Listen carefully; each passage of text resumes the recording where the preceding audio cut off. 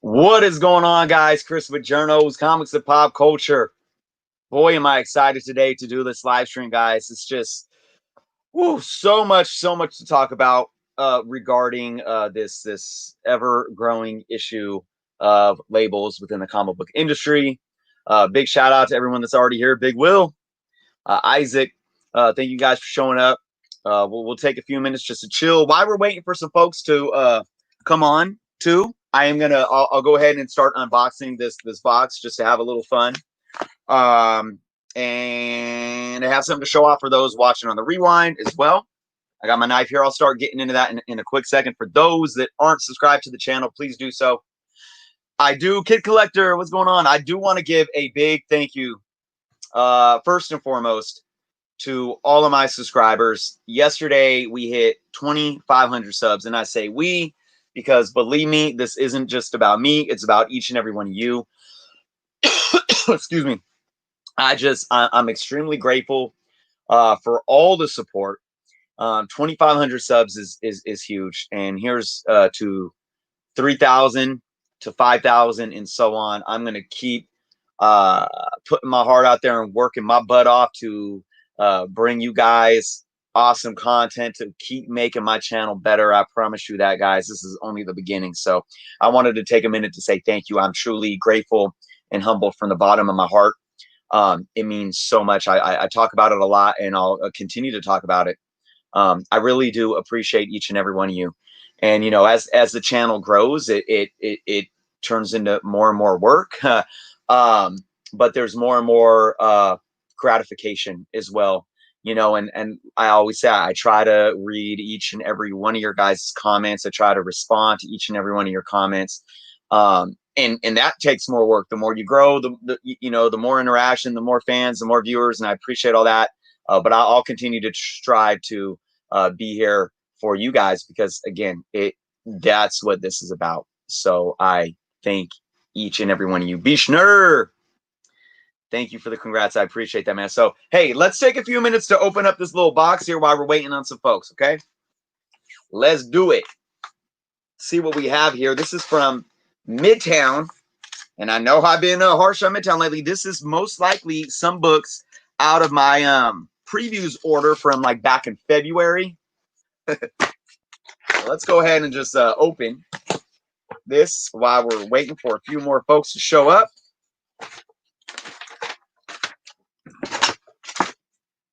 Let's see what this may be. All right. I can't wait to get into our topics today, guys. I cannot wait. We got 3 books. Yes, I got my second.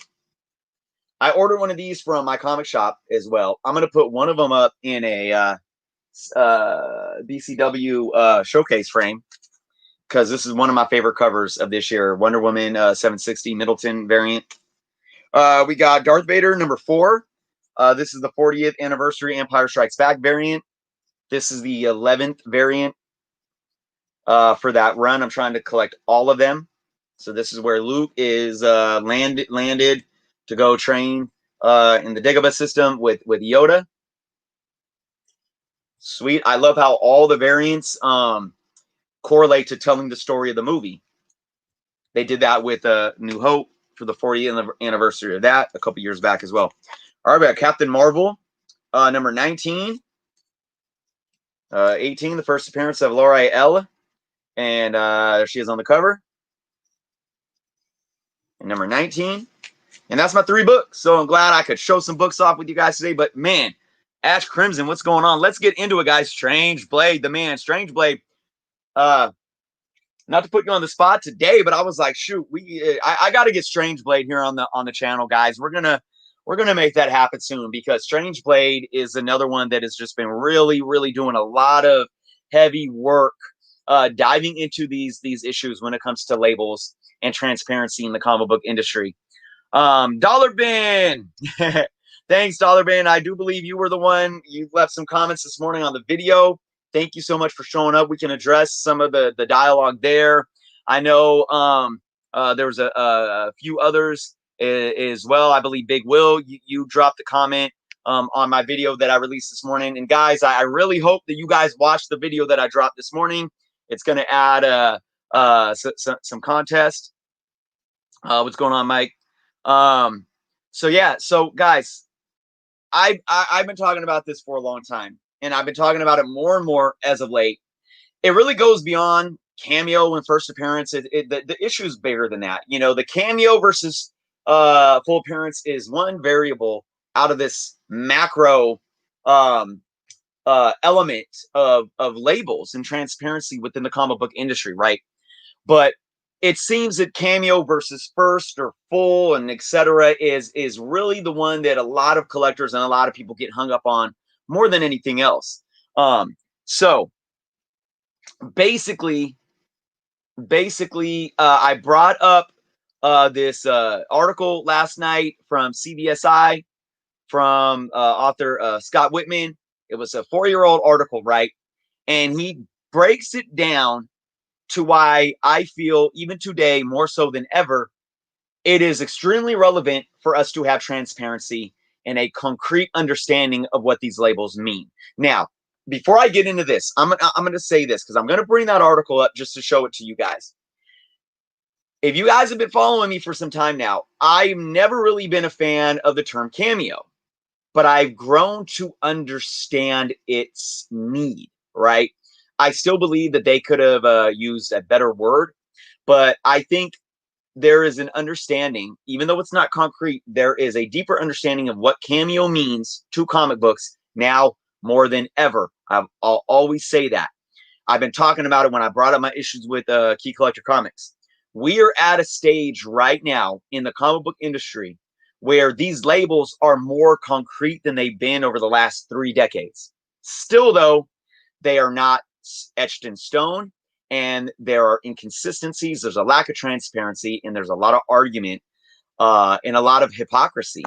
Strange Blade brought up some great examples in my video that I posted this morning as well. We're going to talk about that. So, Kid Collector says, I'm far down the rabbit hole. Absolutely. So, and we're going to keep going farther and farther until we can see the light at the end of the tunnel here. So, let me do this, guys. I'm going to bring up the CBSI article that I reviewed this morning in my video.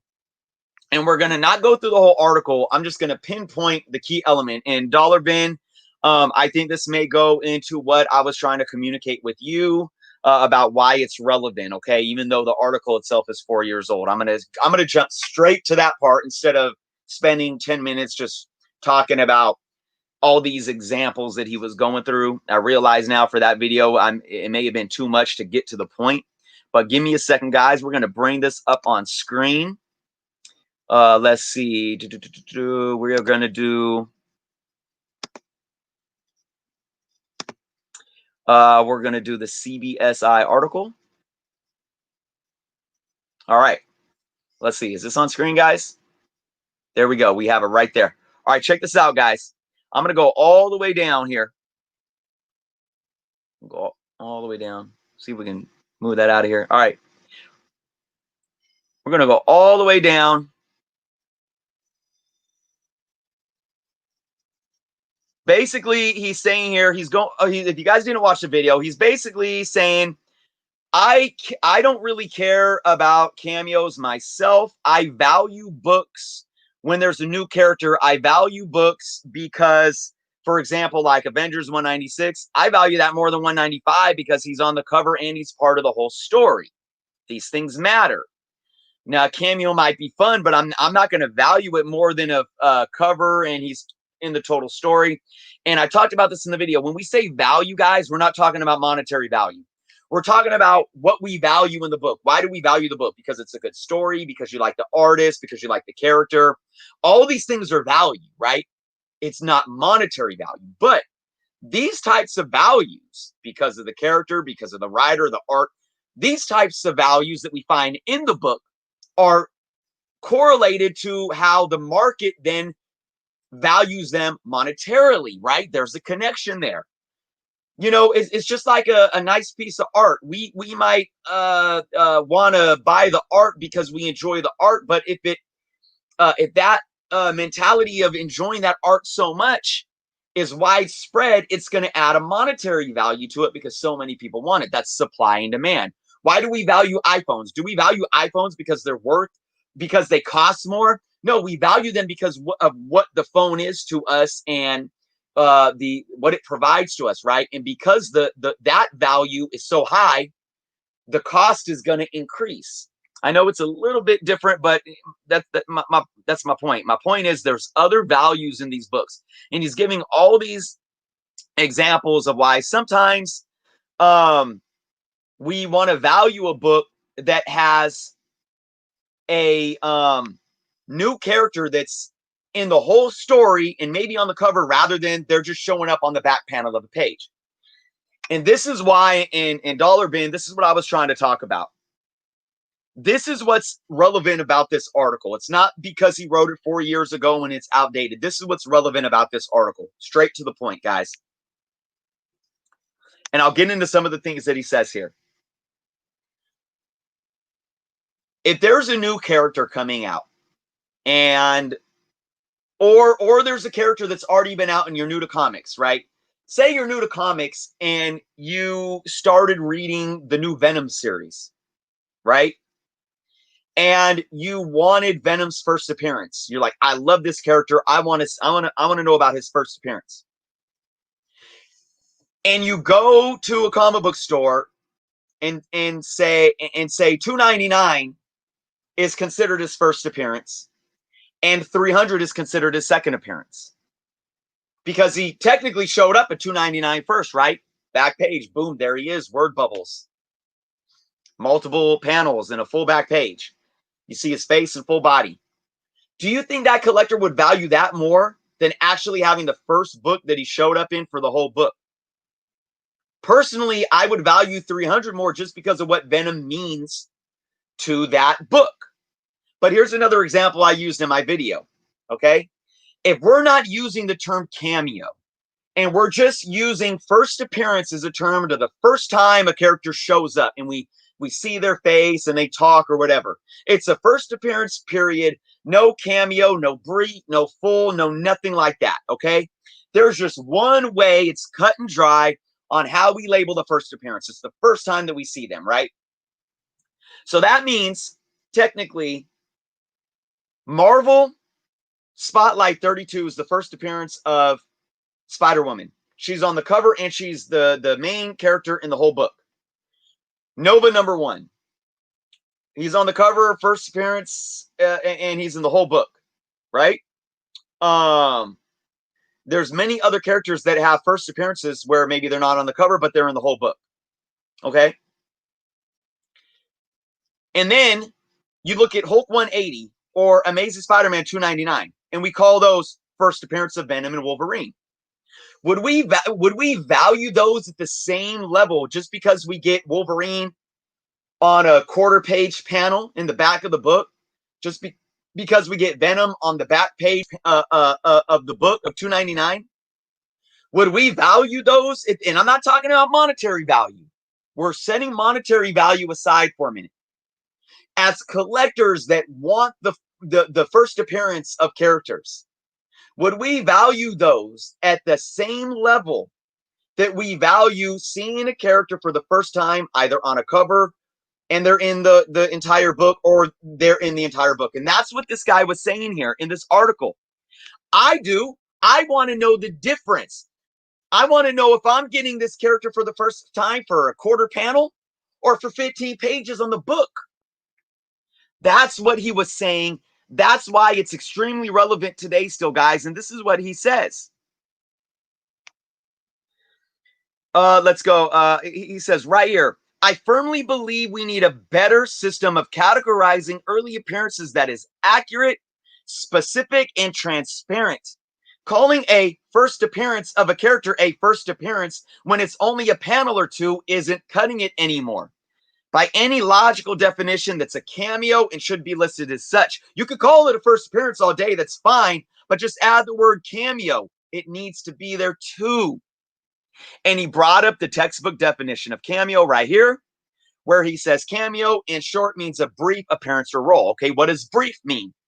Lasting only a short period of time. By definition, a cameo is the exact same thing that many first appearances boil down to, but we need to differentiate brief versus full. Because then, and this is how I talk about the chicken or the egg, what comes first. How we value these books affects the market. The market doesn't affect how we, or excuse me, how we value these books should affect the monetary value on the market, not the label itself. The label shouldn't automatically value itself. And what I mean by this is this. For example, Key Collector Comics is labeling Amazing Spider-Man 42 as Mary Jane's first full appearance. Although, and I said this in my video when I did this the other day, she only appears in a back panel and you finally see her face, and industry standard and precedent says that it's her third cameo appearance. Okay? Are we supposed to value that book more now, monetarily, just because Key Collector says it's her first full? Right? So now that means because they're deciding to go against, multiple decades of precedent, does that mean that monetary value of that book should automatically go up? Because, well, Key Collector says it's a full appearance, so that means it's worth more. No, it shouldn't be like that, because regardless of the label, we most likely will value her showing up in a book for the whole book for the first time, right? Just like ASM 300 is more valuable than ASM 299. Just like ASM 181 is more valuable, or excuse me, Hulk 181 is more valuable than Hulk 180. It's not because there was a label that was set, calling it this or calling it that, and we went and used our purchasing power based on a label. No, we used our purchasing power based on how we intrinsically value these books in the first place. Who's this hot new character, Wolverine? Do we want to spend more money on a book where he's on the cover and in the whole book? Or do we want to spend more money where he's on the last panel? Does this make sense? From that, this is why we need consistency and transparency, though. If we know as an industry and as collectors that we value certain things more than others, okay, meaning seeing a new character in a whole entire story of a book rather than one panel, we need to have the labels defining them as such, because the labels and the inherent value, and again, not monetary value, but how we value what's inside of the books, should correlate. Okay? Now I'm going to repeat myself. The intrinsic value, not monetary value, but what we value for what's inside of the book or the attributes of the book, should correlate with the labels given. And they should correlate consistently. Okay, and I'm going to get to some comments in a minute. But what I'm trying to say is this. We proved as collectors, before we had CGC, before we had even Overstreet, before we had Key Collector and Go Collect and all these things, right? We spoke with our purchasing power on what we valued in the book. And we use Hulk 180 and 181 as an example. We valued Hulk 181 because the new character Wolverine was shown in full. He was on the cover and he was the main antagonist in the whole book.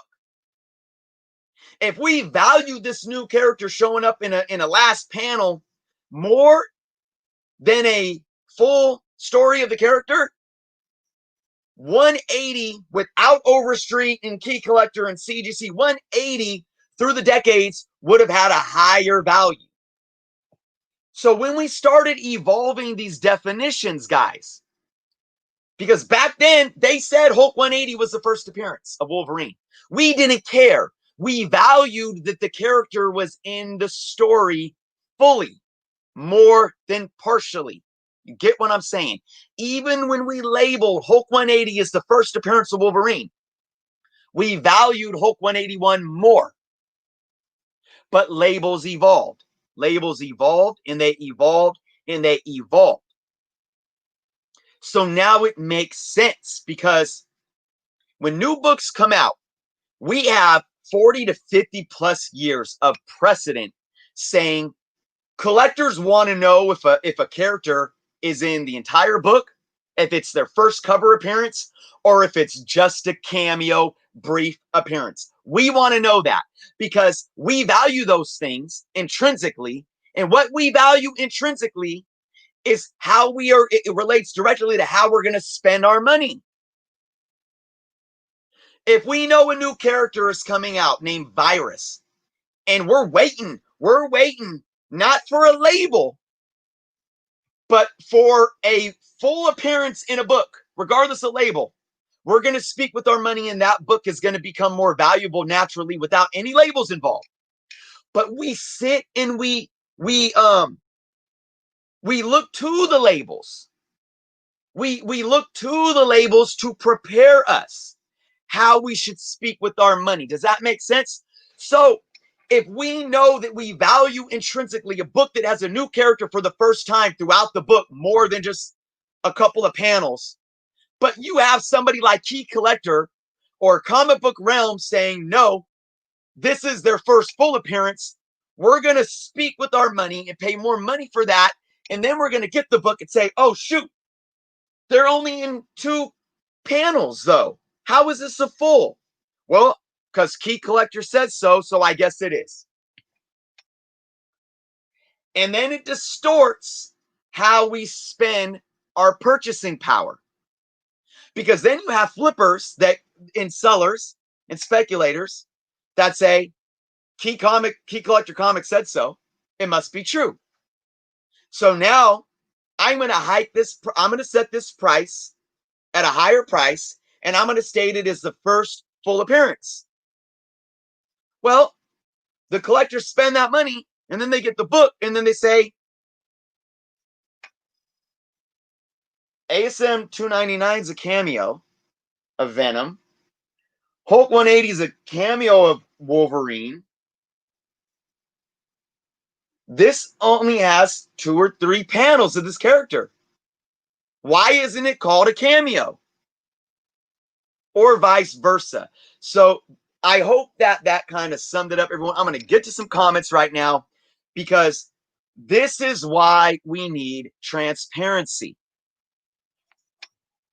Let's go to some comments.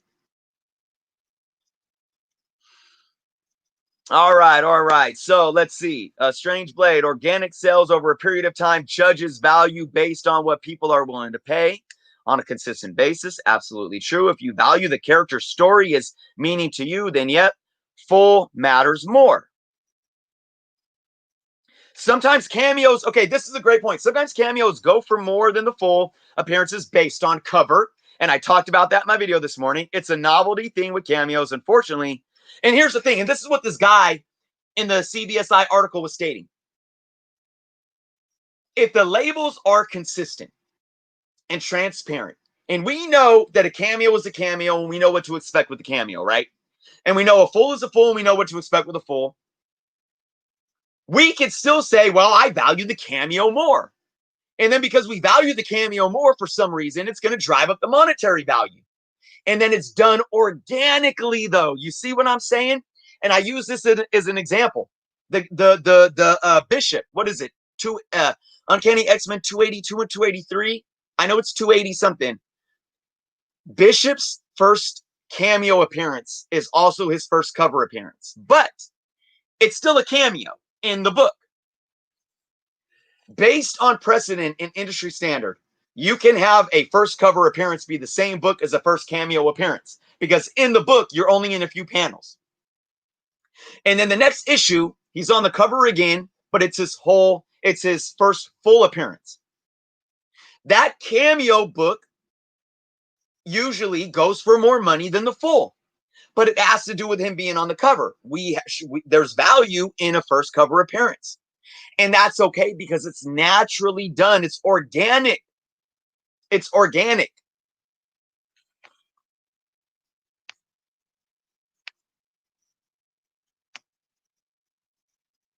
Strange Blade says, the dilemma is first appearance. Wouldn't first full story do the same effect for labels as first full appearance? Because the controversy is centered around the word appearance. Okay, look, and here's the thing, Strange Blade. You're right. This is where we need to get past this, because if we don't get past the actual words, we're never going to get anywhere. We need to stop nitpicking at the words. We could call it first. We can make names. We can make up names. We can throw random letters together and make up names. It doesn't matter what we call it. It doesn't matter if we call say we get rid of the cameo, which isn't going to happen at this point. Say we get rid of the term cameo. And the first time somebody shows up on a page in a book, even if it's one panel, let's just call out their first appearance, right? And then say the next book they show up in the whole book in they're part of the whole story. Say we call that their first full story, but second appearance. I don't care. It's still clear, right? The labels and the definitions are still clear. If a first appearance, regardless if they're in one page or whatnot, is considered a first appearance period, and you call their first story, where they're in the whole book, a first full story, it still defines them as to what they are. We can differentiate the two, and then we can value which one we want based on accurate descriptions. It really doesn't matter the terms that we use as long as we understand them. It's like learning a language. Somebody can speak Mandarin to me and I'm not going to understand them because I don't speak it. But it doesn't mean that if I learn that language, we'd be on the same page. It's about learning the language, learning the labels, and sticking with them. If you label something one thing, it has to be clear. And if you label something else, that has to be clear too. And they have to be distinguishable between each other. And that's the bottom line. But here's the thing, Strange Blade. We have labels already set. We do. And even though they're not concrete now, they are more concrete now than they've ever been. And that's why, look, we're not going to sit at a round table, guys, and say, well, why don't we call the first full appearance? Why don't we get rid of the word appearance? Because that's what people are getting confused on. Let's just call it a first full story. I personally, it's not going to happen. We're not going to change that now. I don't see that happening. Why? Because we spent the last 30 years trying to figure out what the proper labels are, and we are stuck with cameo appearance versus full appearance. We're stuck with it. We are. That's my opinion. I don't think it's going anywhere. It's evolved so much to where it's more concrete now in understanding these definitions than it's ever been in the history of comic books.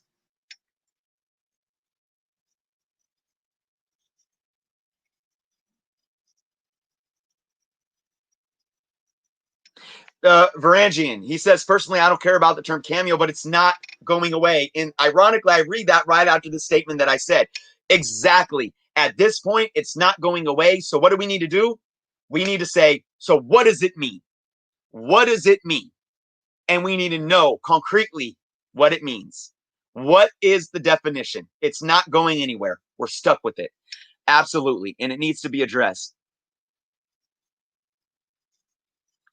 Mega Road Project says, I don't think we need labels. We just need to be educated about what we are buying. But Mega Road, okay, how do I address this? I don't know if you guys are Wu-Tang fans, but remember GZA did a song called Labels, right? Labels can be a very bad thing. But at the same time, how do you educate yourself, Mega Road? When I go shopping, I read the labels. I read the labels because I'm one of those shoppers that'll like weigh the, like you look at how much they cost. Like say you get a pack of taco shells, right? And or something that has units in it, and you look at like price per unit or by weight. Like if there's a jar of something for $2.99 and there's another one for $3.49, but you get more for that $3.49 and it comes out to less price per unit. I do that. So I have to read the labels to know where I'm saving money. And another thing that I utilize in the grocery store, the labels on the product themselves, ingredients, nutritional facts. So the labels are educating me, right? If the labels weren't there, how would I know what was in it? Now you can say, well, you can read the book. Say the labels are like the ingredients and the nutritional facts, and the book is basically the food itself, right? But how do I, when you're in a grocery store, I can't just open a jar or a box of food and eat it and taste it and say, oh, well, I know what's in it now. And I know that's a little different because when you're in a comic book store, you might be able to open a book and look at the book to see what's in it. But still, that takes a lot more work. Are you going to go and read every book to see if a character is in it full? It's like you have to be a kind of like a comic book scientist to educate yourself. The labels are meant to educate. And we're not in the day and age where it's the 70s and you could go to a local newsstand, and we didn't have internet. This company wasn't a multi-million-dollar business. This industry wasn't a multi-million-dollar, at this point, billion. $1.21 billion last year. It's a multi-billion-dollar industry. So for us to say that we can be educated without labels is kind of like, I understand where you're getting at. Like, it's kind of like where I wish we could be, but we're far beyond that now because it's on the macro level of it all. It's beyond that. It's beyond us being able to comprehend it that way. We need labels to educate us or to help educate us.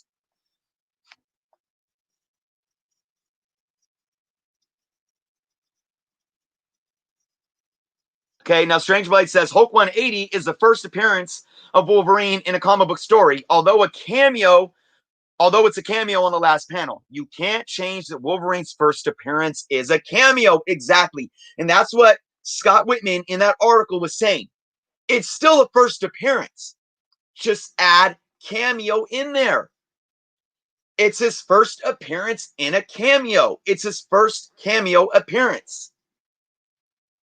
And it's that simple. Love it.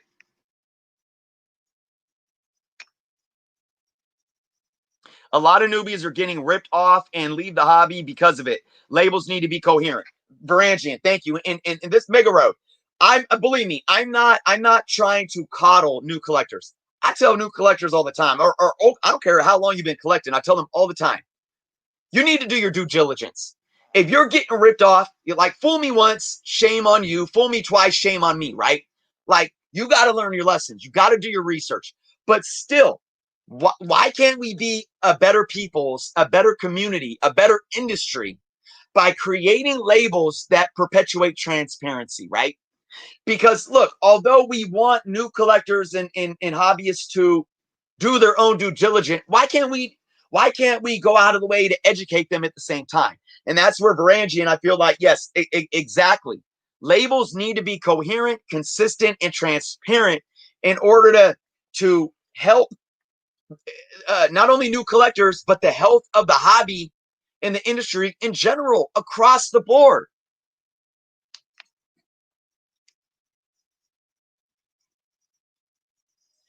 Jason W. Web of Spider-Man 18, Eddie Brock's hand is Venom. Is that a first appearance? Look, Jason, this is where we need hey, look, we don't know by concrete term what to call that, because the guy Scott Whitman in the article saying was like, to me, even Strange Blade said something. That's not a cameo, it's more of a teaser. So maybe we could call something like Web of 18 as a teaser, to where we actually maybe see a full body, even maybe the face is hidden like Mary Jane. Maybe we could call that a cameo. But the bottom line, by the definition, by the labels that we know, yes, it's still technically a cameo. By the labels that are known to us right now, it's technically a cameo still.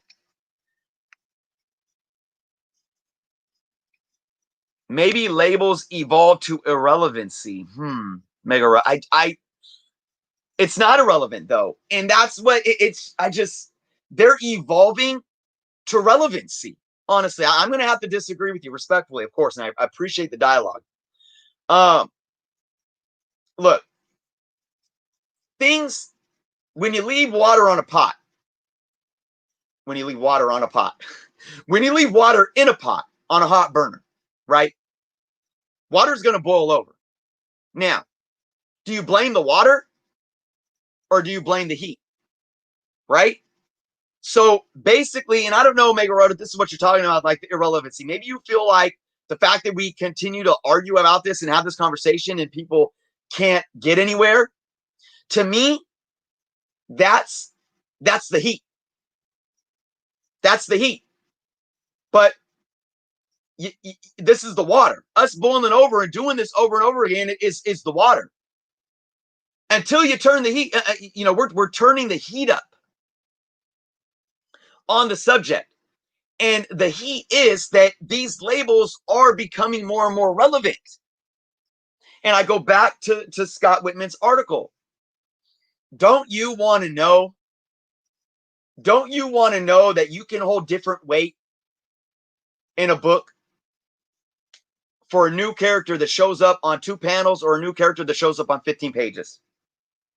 Do you want to know the weight, or do you want to be charged the same price? Let me give another food example, guys.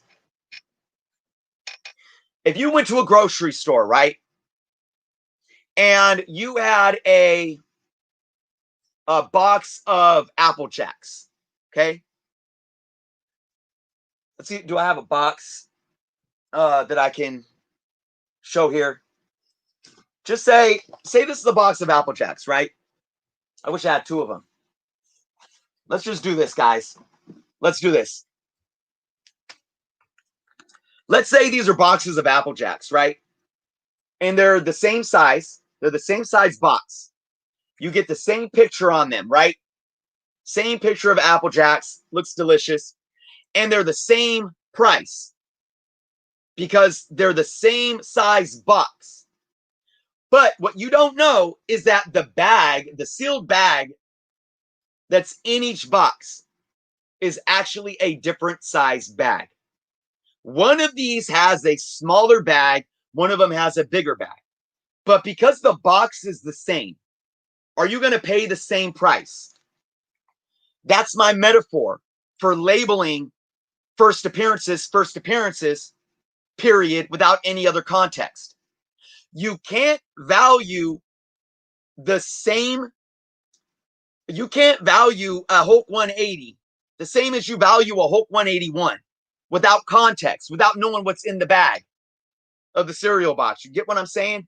That's why they're more relevant now today than ever.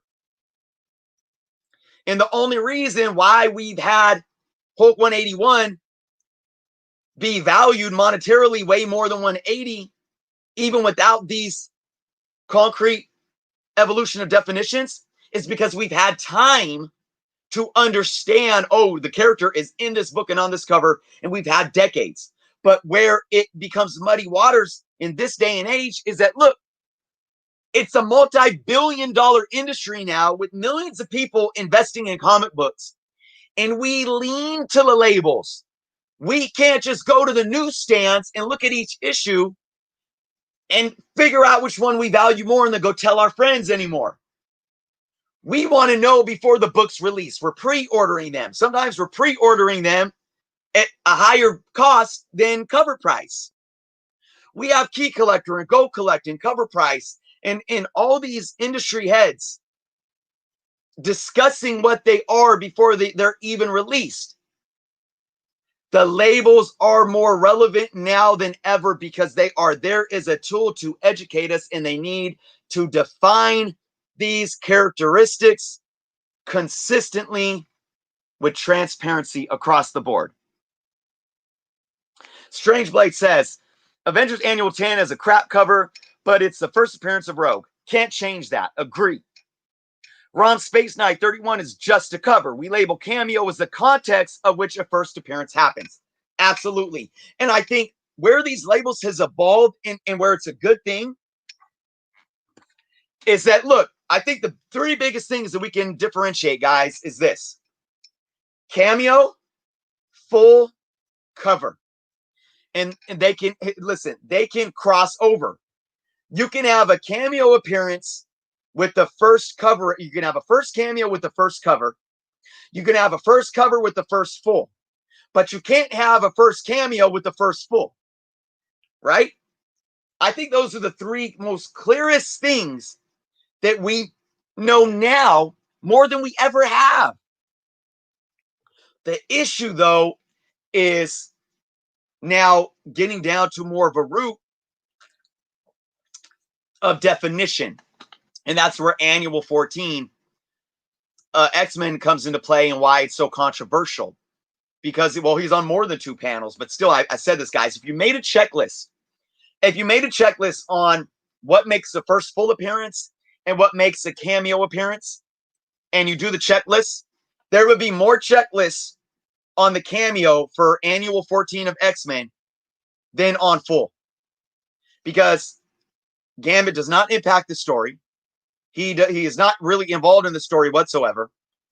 And 90% of his panels, he's in the background, like shaded out, like really tiny, where you can't even see him. And he has only, 3 panels with word bubbles. That's more a cameo than it is anything else.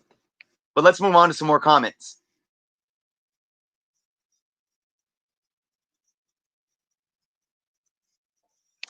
Varangian says he wishes grading companies would just stop to print any further information on the labels since they are way too incoherent with the way they are labeling. Varangian, I will say, I think that's evolving as well. I do believe grading companies are becoming more transparent and hesitant to label something wrong or to label something and get it wrong than to not label it at all. But you're right, there's still a lot of inconsistencies there. Guys, I want to let it be known too. I reached out. I haven't reached out to CGC yet. Okay. But I reached out to CBCS. I got a reply from them. And I'm asking them questions. I'm asking them the tough questions, guys. I reached out to Tony with EGC, and I know EGC is a smaller grading company. But look, I think EGC, EGS. Did I say EGC? I was meant to say EGS. I think EGS has a big future ahead of them. And I think they're in the industry to stay as a grading company. I reached out to Tony with EGS. I'm hoping to get a reply back from him, to get some answers from him. I heard back from CBCS, hope to get some answers from them. I heard back from Cover Price. I hope to get some answers from them. So I am making leeway in communicating with industry sources, guys, and I'm going to keep on doing this. Okay, I just wanted to throw that out there. All right, Strange Blade says, do we label general first appearances first full appearance? No, we just label it first appearance. Hence why first full appearance is better put first full story, in my opinion. Again, Strange Blade, I think I agree with you, but I just think we're beyond that now. The industry, it has evolved with these set labels, and I don't think that they need to make the ones that are there more concrete. I don't think they're going to really get more creative and change that at this point. The collector guy says, why so mad? Who's mad? Me? I'm not mad. Guys, this is my passion, man. I'm going in on this stuff. I love this. It's important to me and to the hobby. It's not mad, though. Don't get it twisted. All right, let's see. Trying to get caught up. We got Comic Book Hustler in the house. C. I'm trying to get caught up, guys. We got a lot of Collected Chaos is in the house. Gloom Bloom. MitLab.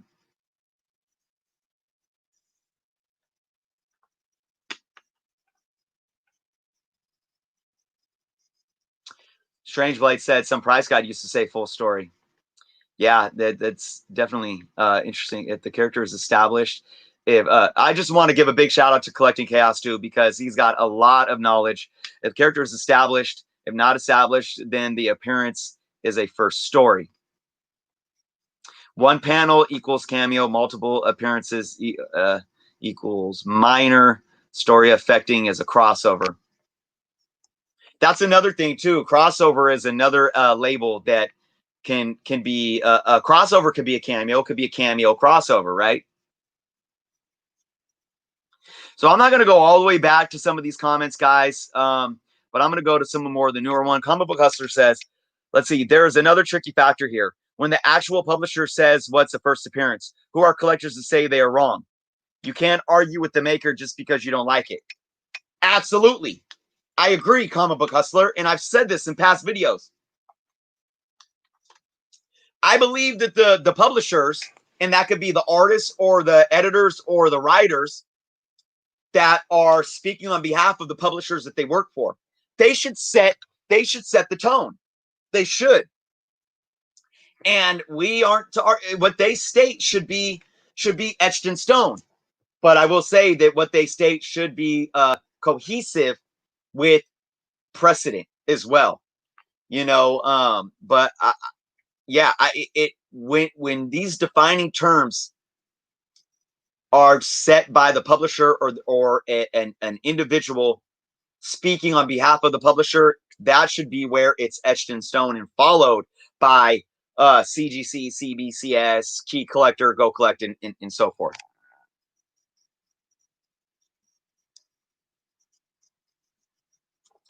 Strange Blade, I like Cameo, Minor, and Teaser. But really, you know what? I'm going to take that back. I don't really like Cameo and Minor. I don't. Because I think Minor still really falls under that Cameo category. Minor, brief. I'm going to bring this back up on screen here, guys. What was the definition here? Is minor in there? Is the term minor?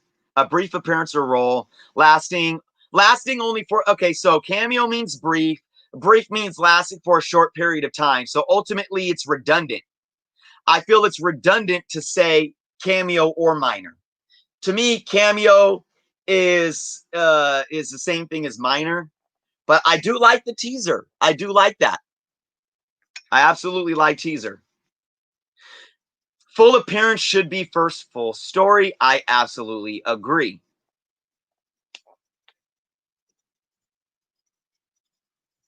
Isaac says the company needs transparency. We keep going back to that word, transparency. If we had transparency, there would be no problem here. And that's the best thing he says in his opinion. I agree. Let's see, MidLab. X-Men Annual 14 is a cameo simply because Gambit is basically irrelevant to the story, and X-Men 266 is his first full appearance because he is center stage in the story on almost every page. And again, I agree, MidLab. And take Gambit off the cover of 266. Just pretend he wasn't on the cover. To me, it's still his first full appearance, period, because of what's going on in the book. Absolutely. Comic Book Hustler. So Comic Book Hustler made a comment saying Marvel says Hulk 180 is Wolverine's first appearance, period. You're right and wrong. Okay, it's not period because we've evolved. The industry has evolved. And Marvel and DC has recognized this, okay? Prior to 1990, or around 1990 and prior, the term cameo, and look, I've done a lot of research on this, and I know Collected Chaos has spoke to this as well. The term cameo in the industry wasn't a defining label. It was something that was kind of thrown around, but it wasn't a defining label. And to your point, Comic Book Hustler, up until around 1990 and 1991, Marvel absolutely saw Hulk 180 as Wolverine's first appearance. They didn't use full. They didn't use cameo. They did the same thing for Wolverine. They did the same thing for Venom. They did the same thing for Taskmaster, calling Avengers 195 the first appearance of Taskmaster. There wasn't a differentiation between cameo or full up until the early 90s. But something happened. And it's a few things that happened. One, the internet was created. A few years later, CGC was created. Okay. And also you started having backlash of, and I think Gambit's 2 books helped the controversy get more widespread. And then when you have the internet where more information can be shared and received instantaneously, that's where everyone in the industry had to take a step back and say, okay, look, we have an issue here. We have an issue here when it comes to what is a first appearance. And that's where you start seeing Overstreet and your databases, and then your CGCs and your CBCSs using the term brief or cameo or full. So, Comic Book Hustler, once again, I'm going to repeat myself. You're right to a certain point in time, and then we evolved. And we have evolved a great amount, but we haven't evolved enough to make these defining terms concrete and etched in stone. Gloom Bloom says, I don't think there's a situation with Gwenpool. Her first appearance is on a cover and it's a cameo. Her first full appearance is in Howard the Duck. Yeah, you know, I don't know too much about the Gwenpool thing, but look, if she showed up on a cover without even showing in the book, that's her first cover appearance. To me, it's not even a cameo yet if she's not in the book. It's simply her first cover appearance, and her first in-book appearance, whether it be in a cameo or a full, hasn't happened yet. But again, now look, see, this is where we can sit back and argue about this, because it's one of those situations to where until we have more transparency, we can argue with each other and nobody's really right or wrong when it comes to these unique situations, right? That's a unique situation that's a little tough, to where transparency would help solve the argument.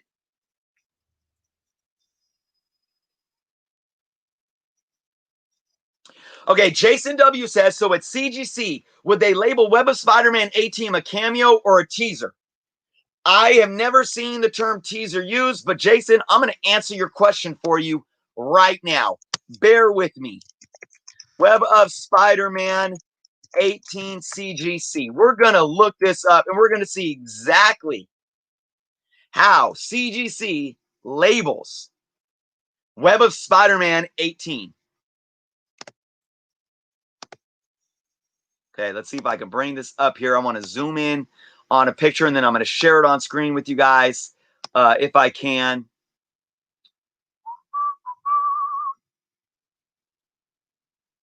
Let's see. That picture didn't work. Bear with me, guys. I really want to get to this this question.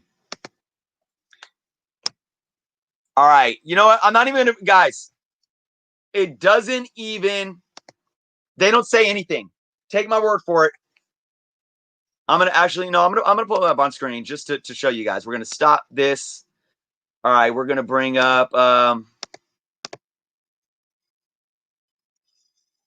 We're gonna bring up the Web of Spider-Man onto screen. Boom, there it is. Look at that. Nothing. They don't even call it a cameo or anything. And look, that's understandable, because this is a situation where if they don't, if it's not concrete or set in stone by the publisher, don't label it. So I give CGC kudos for leaving it blank. Absolutely. Comic Book Hustler says this argument is older than any of us. Absolutely. I agree. And that's why I think we are at a pivotal point in time with how the industry has evolved and how these labels has evolved. And I think, you know, when you talk about being in the industry for 43 years, prior to the last 30 years, these labels weren't as important as they are in today's climate and in today's world, in today's multi-billion-dollar industry, in today's hyper technological industry, instantaneous information. it doesn't work anymore. And that's why Scott Whitman said in his article, that's why he said, and I'm going to quote him again, selling comics is a very predatory market. The practice of buying low and selling high is exactly like the stock market. And like on Wall Street, there are deceptive and ruthless people everywhere. I firmly believe we need a better system of categorizing early appearances that is accurate, specific, and transparent. Calling a first appearance of a character a first appearance when it's only a panel or two isn't going to cut it anymore. By any logical definition, that's a cameo and should be listed as such. You could call it a first appearance all day. The term cameo just needs to be in there with it too. So that's what I'll resort back to, guys. All right, let's see. Okay, Comic Book Hustler says, key collector, etc. is your first problem. Do your own research. Comic Book Hustler, I'm going to agree with you again, but I think you're being a little harsh here, okay? Again, I said it earlier in the stream. I'm all about doing your own research. Just like if you're writing a paper, right? You use Google, you can't just say, oh, look, I found something on Google. It must be true. But here's the thing. Using Key Collector app is research. It's research. You're finding a source and you're looking into the source and taking information from the source. That's research. But is your research valid? Is your research credible? That's what I would say. So, no, I wouldn't say using Key Collector is a problem. Only using Key Collector and not doing further research is a problem. But I'll tell you this, when research is so contradictory to itself, if I could go to Key Collector Comics app, Overstreet, Comic Book Realm, and CGC, and all four of them are labeling something different, what's credible? Who and what is the credible source? I can't tell you. I can't tell you. We need consistency and transparency across the board. C. Let's say C's talking about Gwenpool. I don't want to talk more about the Gwenpool thing, to be completely honest. Okay, Comic Book Hustler, man. And again, I appreciate the dialogue, and I'm kind of challenging here. I don't mean any disrespect, but if you watch my channel, you know me. I will challenge people. You say every single comic can be seen and read for free online. It's not that hard. First off, that's false. You're wrong. Every single comic cannot be seen or read online. That's not true. Period. That's a period. I'm gonna put a period after. That's not true. That's not true whatsoever. I honestly have no idea what you're talking about. I say that respectfully. You go on to say it boils down to definition. Once the industry sets a clear definition, most of this goes away. And there I agree with you 100%. It boils down to definition. And if there's a clear definition, all of this will go away. At least most of it, right? I agree with you there 100%, Comic Book Hustler. I don't know what you're talking about. You might want to clarify about what you're saying. Every single comic can be read for free online. I really want to understand what you mean by that. So please add some context. I would appreciate it. All right, man. We got Ride or Die, Made to Last, Chris Klaus. We got so many comics in here, comments that I still want to get to, guys.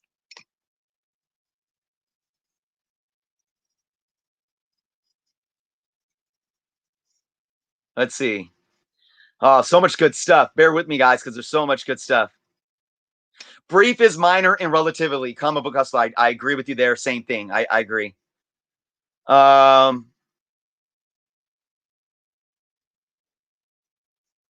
Graphic Man says I don't need origin or origin retold. I mean, I don't see a problem with that.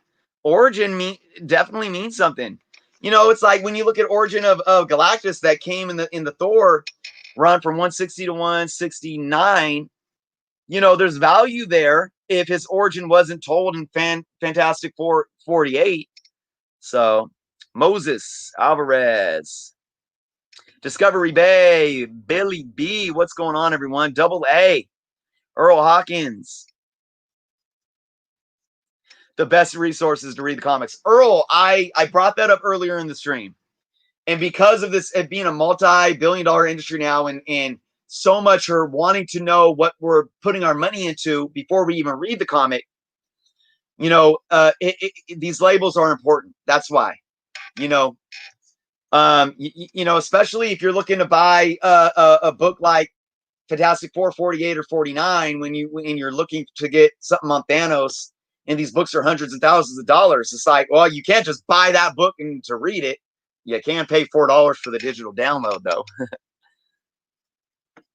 I Collected Chaos. Oh my gosh. Says, I believe one of the best resources is still Overstreet, and I agree absolutely. Now, this is kind of off topic here, guys, but Overstreet might not be the best resource. Say if you're a seller and you're a flipper, or you have an eBay store and you're selling cheese and you want to know how the market's doing week to week or month to month. But overall, Overstreet is still one of the most solid resources of information that you can use. I agree 100%. I'm still waiting on my 2020 Overstreet that I got from my comic shop in the mail, because it's coming with my new previews order.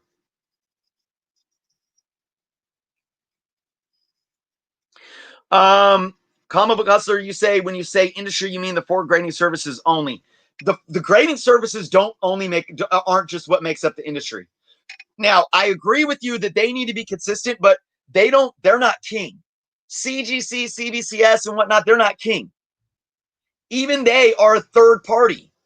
Okay, so you can't just say whatever CGC goes. If that's the case, why not let Cover Price, Go Collect, and Key Collector be the industry standard? They all are.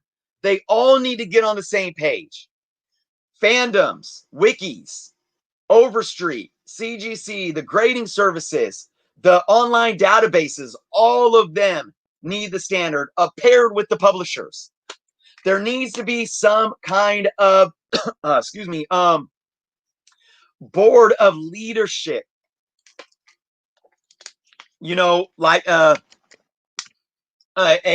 panel of such, of advisors.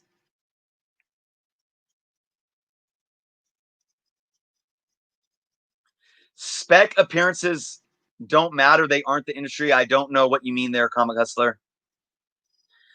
Mike Bradbury says, I think Key Collector is a cool app. I do too. I do.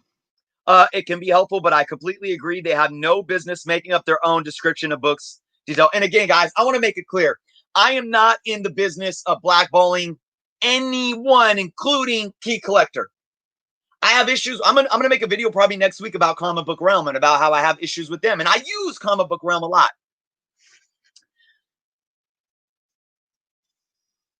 One thing about Key Collector Comics, though, is not only are they going on what they believe labels to be is, but they contradict themselves. And that's a problem. And they're shooting themselves in their own foot.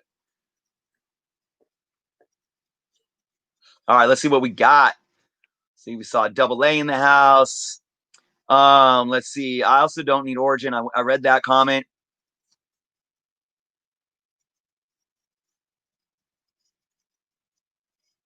Mega Road, if it was up to the publishers, cameos wouldn't count because they're more than just after the next issue. And you're right, Mega Road. Usually that's what it is. It's a build up for them to be truly introduced in a story. But they'll call it how it is. They'll call it a cameo, right? There's artists and authors that have came out and said, no, this is a cameo. No, this is their full appearance. It has happened before. And they speak on behalf of the publishers.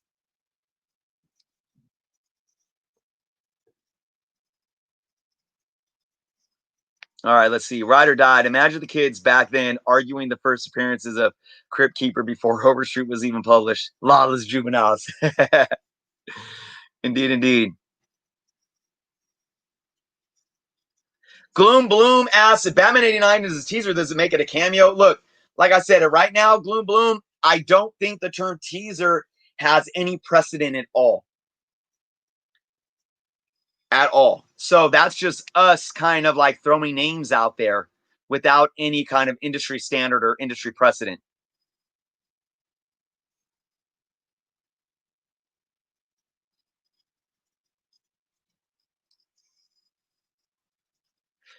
Comic Book Hustler, going back to the issue with Marvel stating that Hulk 180 was his first appearance.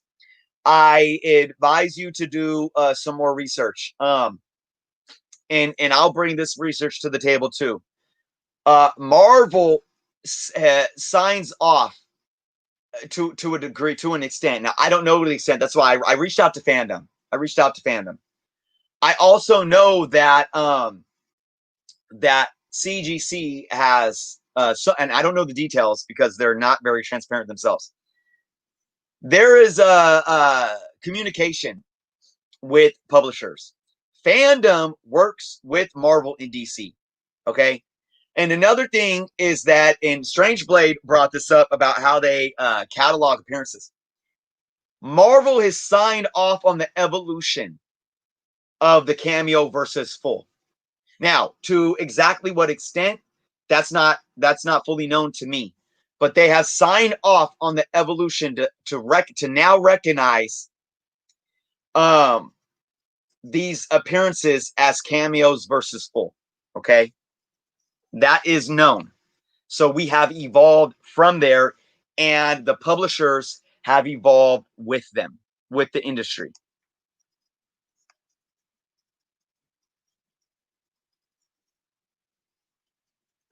Gloom Bloom says, what's your opinion on people trying to make keys out of nothing? For instance, Swamp Thing 25 is considered the first appearance of John Constantine, but that's not John Constantine. Okay, Gloom Bloom, I don't know anything about Swamp Thing 25, and I know I'm late on the comments, but if you want to add some context to that, I'll try to put an opinion to it.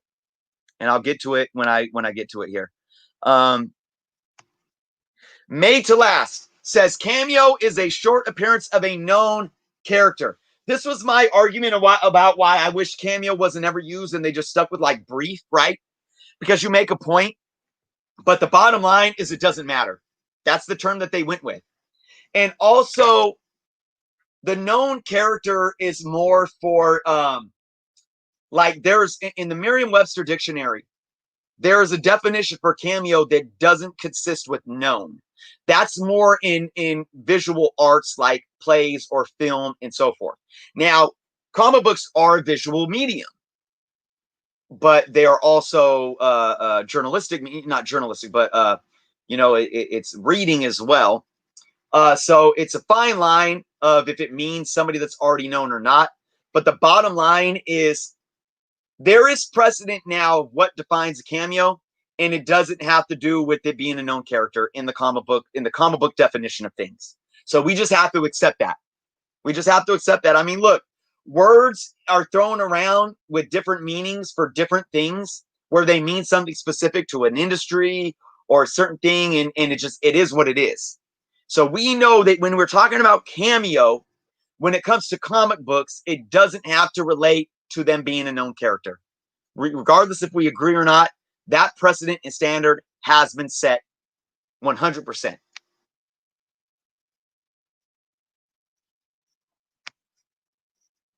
Chris Klaus says, why not first appearance for their actual first appearance, no matter how brief, and then first story for when they are more involved? Okay, Chris, I don't know if you were here, but we already went over this. The reason why is because, look, it really doesn't boil right now. It doesn't matter. We can make, and I said this before and I'm going to repeat. We can create words and make stuff up to label these things. As long as we know the definition of a label, that's all that matters. They're not going back and changing it now. They're not. We've evolved so far. Cameo versus full is what we're stuck with. They're not going to change it to story. They're not. But what we need now is we need a concrete definition of cameo and a concrete definition of full, and we need to ride with it. That's what it boils down to.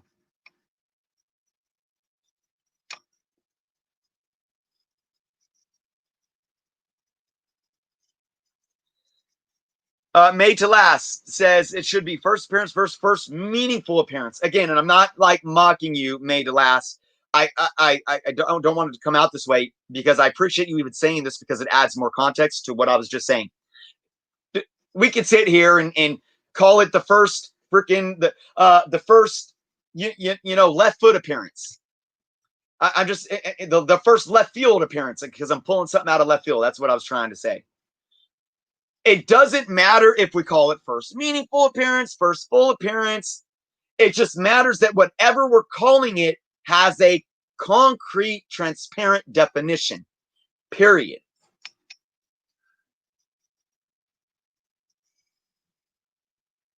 Read or Die says, the more I learn, the more I lose confidence of CGC. And what, though? Are you talking about labels or are you talking about their grading process? Because those are two different things. Not going to get into that because that's a whole nother video, a whole nother live stream when we talk about CGC and their grading process. When we talk about CGC and their labeling process, Read or Die, I will say this. I'm actually gaining a little more faith in CGC when it comes to the labeling process. I do. I believe that they are evolving in the right direction, slowly but surely. I do. And I'll have more on that when again, guys, I'm building up this documentary. This is going to be a lot of work, months on end. And I will circle back around to that at some point in time.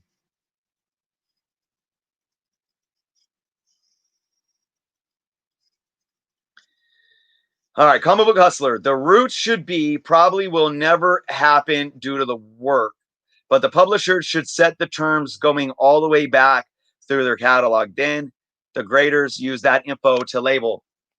I agree. I can't argue with that. I cannot argue with that. I've said that before as well. Yeah, crisscross, minor or brief would make sense. And again, they're basically the same thing. Minor or brief basically equates to Cameo. It's the same thing. It's like guys, it's like you guys are pulling out a thesaurus, right? And looking at one word and taking all the different words that have the same meaning and why don't we use this one? Why don't we use that one? Look, again, it doesn't matter which one we pick. We just need to pick one and roll with it and know what the definition is.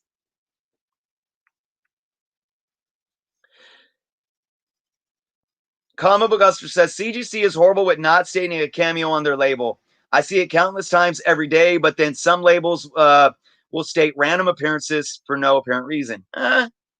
Again, I'd like, first off, I'm going to say it again. I would like CGC to rather say nothing than saying something wrong, right? But look, I'm not going to deny here the fact that CGC has a lot of labeling issues that need to get addressed. Absolutely. Strange Blade brought some up to me not too long back as well. Okay, Devo Barrow. Great question. How do we as a community come to an agreement on these terms? Devo, I would say it like this. This is how, let me get some water because this is a great question. I really appreciate you asking this question. Devo asks, how do we as a community come to an agreement on these terms, guys? Let me get some water.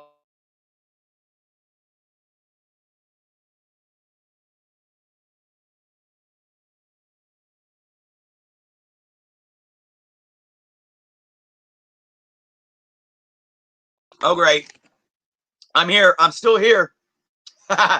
Sorry about that, guys. Let's go into it like this. Great question. It's similar to a political process, guys. How do political processes work? Let me give an example. This isn't necessarily a political process, but it's a social process. Last year, I coached youth basketball in where I live. Okay. Last year, the youth basketball program is run by the city. It's city ran, but the city has a contract with the school district to use the school district's gyms and facilities to house games and practices. The school district was tearing down. We have two high schools. They built a new high school about 12 years ago. And the old high school was vacant, but they used the gyms for city basketball. Well, they were starting to renovate the old high school because they were going to use the old high school as the new middle school, right? So they were tearing apart the gyms. And the city said, well, those gyms are the main gyms that we use for youth basketball. We're going to cancel. We're going to cancel youth basketball this year. I said, BS, absolutely not. You have so many other gyms in the city that could be used. I'm getting to the bottom of this. I fought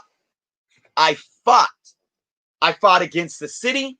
I fought against the school district. It came to a point where I fought so hard that when I would go down to City Hall, when I would go down to Public Works and Recreation, they wouldn't talk to me. No comment. I would go down to the district buildings, to the school district. No comment. I was basically blackballed because I fought so hard. I was on the news. I was on multiple news sources. And I brought it to the city council and to the mayor. And we fought so hard to where I forced everyone to get on a round table with me. We sat at a round table. We had city council members. We had the superintendent of the school district. We had the head of public works and parks and recreation, all sitting at a table with me to say, this is why we are not canceling our youth basketball program and why I demand reinstatement. I had to play lawyer and detective. And guess what? We brought it to city council. It got agendized at city council, and they voted unanimously to reinstate youth basketball. And then I went and coached my kids. So, Davo, I use this as an example. How do we as a community come to an agreement on these terms? What not to do? I could have sat there, went on social media, talked to my neighbors, and yelled and screamed how this was unfair, it's not right. And nothing would have came about it. You have to go through a valid process. It's just like a political process. Right now, me and you guys arguing about it, and I know we're not arguing, this is a great discussion. But at the end of the day, if we're not being proactive properly, I'm going to turn my stream off. We're going to turn our computers off, and we're just going to go home, and nothing's going to change the industry. We can rant and rave. I can get coarse in my voice and be adamant all I want about what I think should happen. Nothing's going to happen. Do you know how we change it? Look at what I'm doing. I'm talking with Key Collector. I'm talking with Go Collect, CBSI, CGC, CBCS. I'm reaching out to Overstreet, to writers, to authors, to people, to editors, to people that work for Marvel and DC. And we bring proposals and we talk about these things. There are proper processes that can allow this discussion to be something that's proactive, that perpetuates change, rather than us being some bored hobbyists arguing about what it is and what it isn't, and allowing the industry to be this lawless, gunslinging environment where we allow people to come in and dictate to us what something is without transparency. It's just like politics. Look, you could sit and complain about what a mayor or a city council or a state senator or a congressman or a president is doing, what laws they're passing, what legislation they're passing. You can sit and complain about it all you want, but what are you doing to change it? We can sit and complain about, I don't like Cameo, or I love Cameo, or I don't like that Key Collector is doing this, or I love Key Collectors doing that. We could say one thing or another and argue with each other about it, but how do we hold them accountable? That's the real answer to this question. How do we as a community come to an agreement? First off, we get the ball rolling to be proactive in forcing the industry to at least look at the elephant in the room. If they can at least look at the elephant in the room, then we don't have the foundation. So it starts with building the foundation. I'm going to bring up my questions that I've been asking these individuals, guys. I'm not going to bring it on screen. I'm just going to, and I changed it a little bit depending on who I asked it to. But let me tell you guys what I asked cover price. All right. So again, to go to this question, guys, about how do we change things? This is how I'm being proactive, guys. These are some of the questions that I still haven't gotten any responses to, but I'm hoping to get some soon.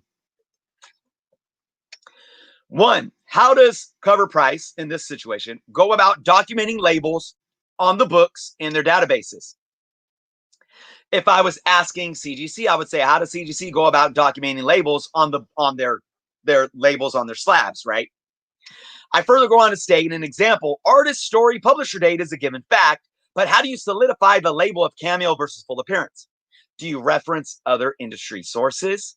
What precedents do you use, if any? I ask, has there ever been books that Cover Price will not label due to industry market conflict? And then I elaborate some more on that. Then I ask, up until the 90s,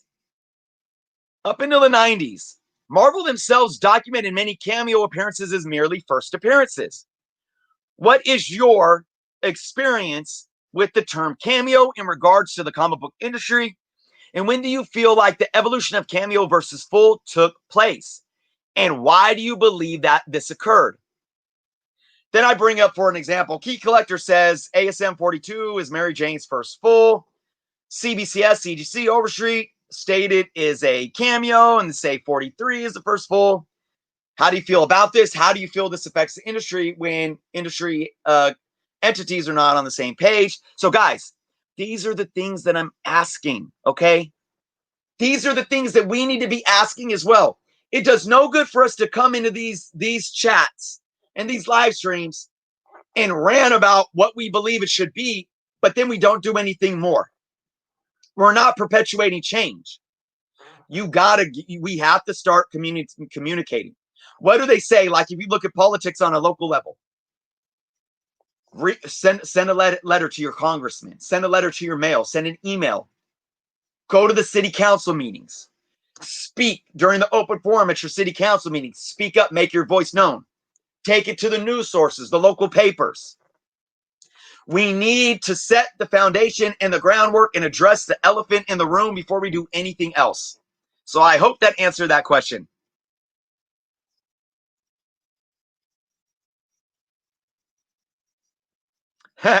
Collecting Chaos says, in my opinion, a bunch of newer collectors deciding to add terms to us older collectors scratch our heads over and go, huh? Kind of like when someone says a comic published in the 50s is golden age, when for 50 years the golden age was over by 1948. Oh, see, I never knew that. I get what you're saying, Collecting Chaos, but I do feel there's leeway there because, for example, look at modern comics.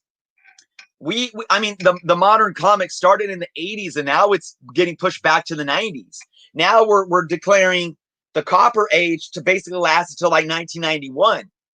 But honestly, it makes sense because look, how can we call what's being published now as modern and call stuff from the 80s as modern? There's key differences there.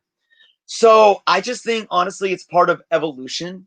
You know, I'm all about precedent, obviously, and I'm all about understanding what came before. But I think we have a dilemma, and this goes with everything. Look, it goes with music. Look at how in the 50s when rock and roll got all popular, you know, in the, you know, the great, you know, the baby boomers. Well, actually, that was even, you know, like the greatest generation really was getting into rock and roll as well.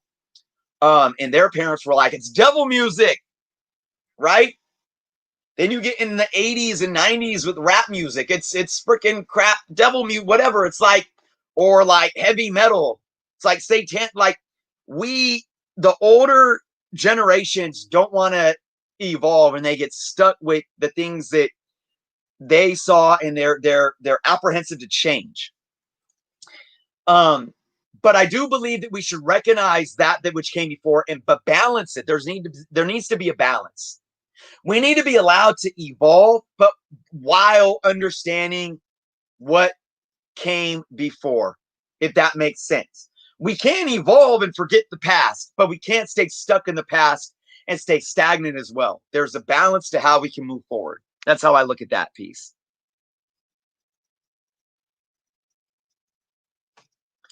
Comic Book Hustler talks about giving CGC too much weight. I agree. And we've done that by our purchasing power. We continue to give, and that goes. I love how I'm behind on the comments, but I'll address one comment, say a reply, and then I get to another comment that like speaks to what I was just replying to. Comic Book Hustler we go back to Davo's comment about how do we change things, right? Our purchasing power is a big way of changing things. Speak with our purchasing power. We keep giving CGC our money, they're going to keep doing what they're doing.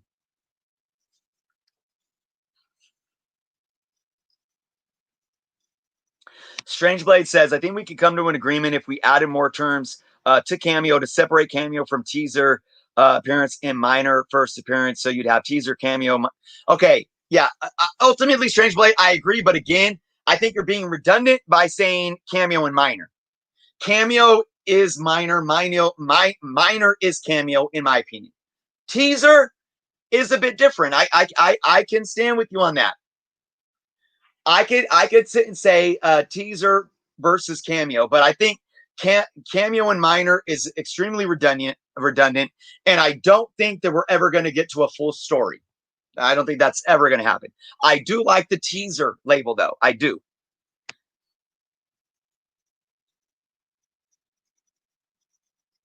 But then he says, but teaser appearances aren't first appearance. You're bringing up, bring it to the judge, right? Bring it up, bring the legislation up. You know, this is legislation that we're talking about here, basically, guys. We are in a sense, as the collectors, we're almost us discussing this. It's like we're taking notes and we're writing legislation. Present it to your representatives now. Who are your representatives? Marvel, DC, Image, Key Collector, Overstreet, CGC, CBCS, Go Collect, Cover Price.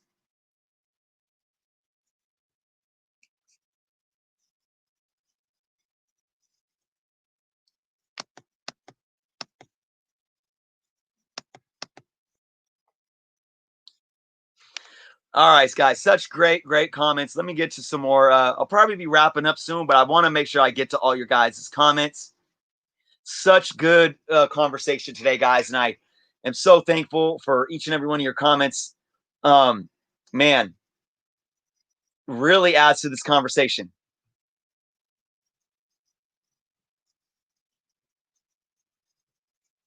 It jumps down to the bottom of the comments, and then I got to scroll back up, guys. So I apologize about that, but I want to get to them the best that I can.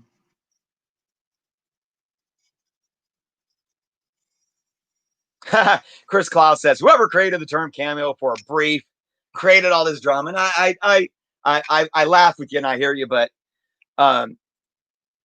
even if it was termed brief and cameo never got brought up, we'd still be sitting here. We'd still be sitting here doing this. I'm almost caught up, guys.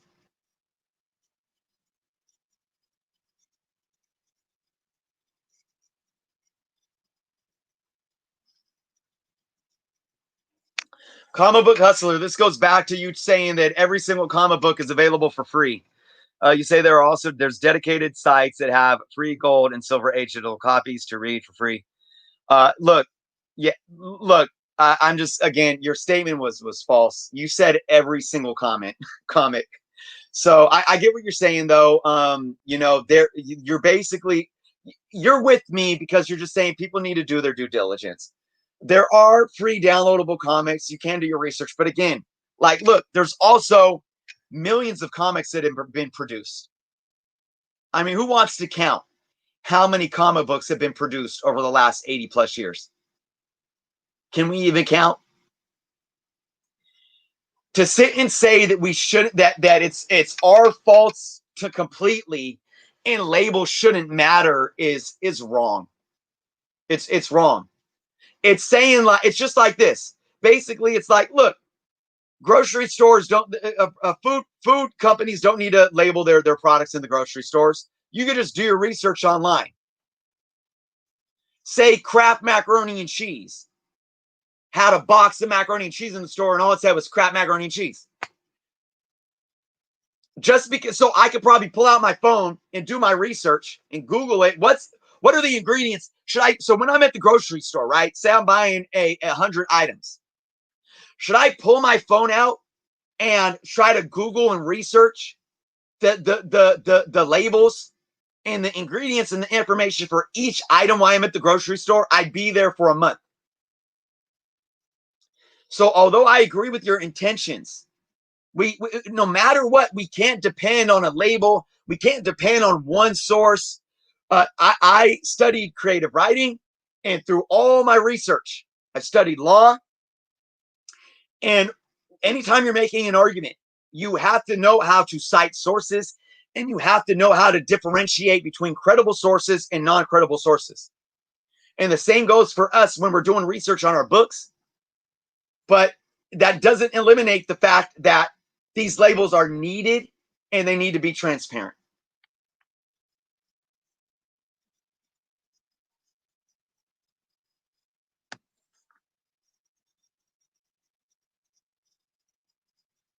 Collecting Chaos says, if the grading services are setting the standard, and they have been around for less than 20 years, then I think I should be the defining resources. And I've been around already, right? Collecting Chaos. And I remember this goes back to, right, it shouldn't just be, the grading services should obviously help evolve the labels, and the grading resources that's why I talk about, I like what CGC did with the virus issue, because they're like, look, man, we're going to state, look, there was an issue because of coronavirus.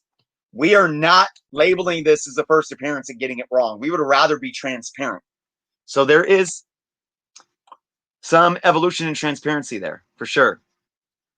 Gratu, what's going on? Comic Book Hustler, let's see. Comic Book Hustler says, we don't put value on anything other than the slab books. We don't put value on what a website says. The value comes from what that, I don't know what you're talking about here, because there are a lot, I'd say probably the majority of collectors that put value on books for a lot more reasons than slab books. I have 17,000 books, and I have 28 slabs. So I'm not just putting value in slab books. I don't really understand what that means.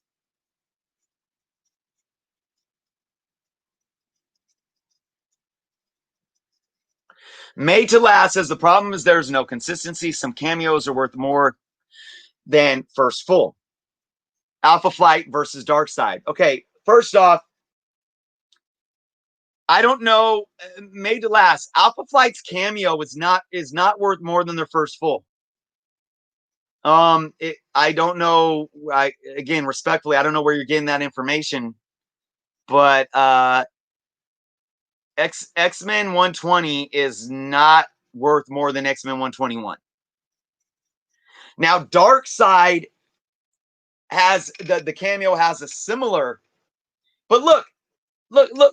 It's what you're saying. I don't want to dive too much deep in this, Made to Last, but if you go back to the beginning of the stream, value doesn't determine label. The monetary value shouldn't have anything to do with the value that we put into the books that ultimately makes the monetary value increase.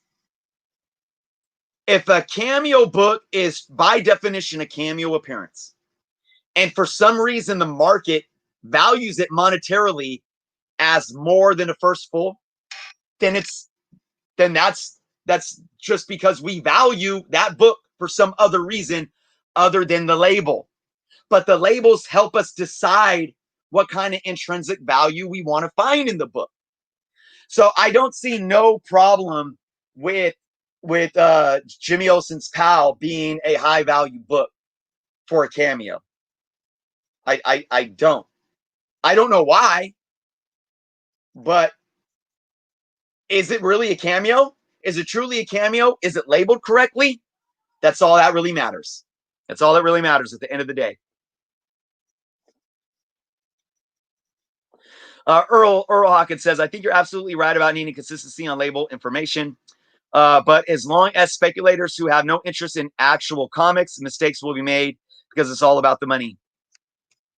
Earl, I think you're kind of pulling in a straw man argument. Look, speculators aren't creating the labels. Speculators aren't creating the confusion. Speculators aren't defining the labels to lie to us. Now, the confusion may be allowing speculators to sell books at a higher value because the industry is at a point where people are FOMO, fear of missing out. And it is what it is. Look. I don't want to get down to this rabbit hole, but ultimately, you can't really blame speculators for anything right now. You can't. They're not doing anything but speculating on books. It's us. It's us and how we're speaking with our purchasing power. Right? And that's why I'm saying if we put, a lot of us do put value on the label. And that's why I'm saying if we label a book that really is a Cameo as a full, and the monetary value of that book increases just because of a label that's given that seems to be an inaccurate label because the industry doesn't have concrete standard. It's not anybody selling these books or flipping these books' faults.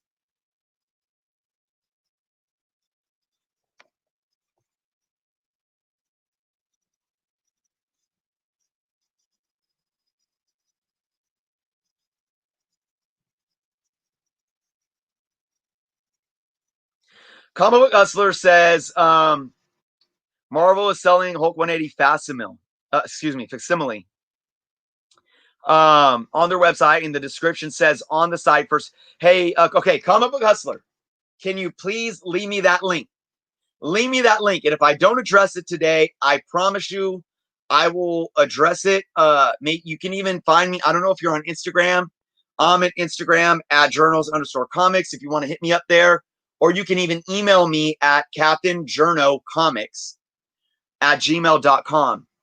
And give me your, so I have your email and I will reply back to you because I'll look into that.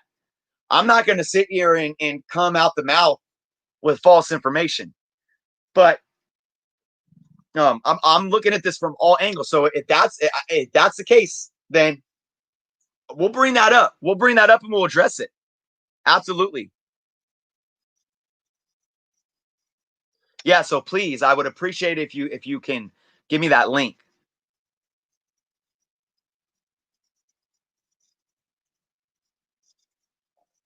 Major Last says, I hear you, Chris, but going back to the Gamut example, in the annual, he was on several pages and talks.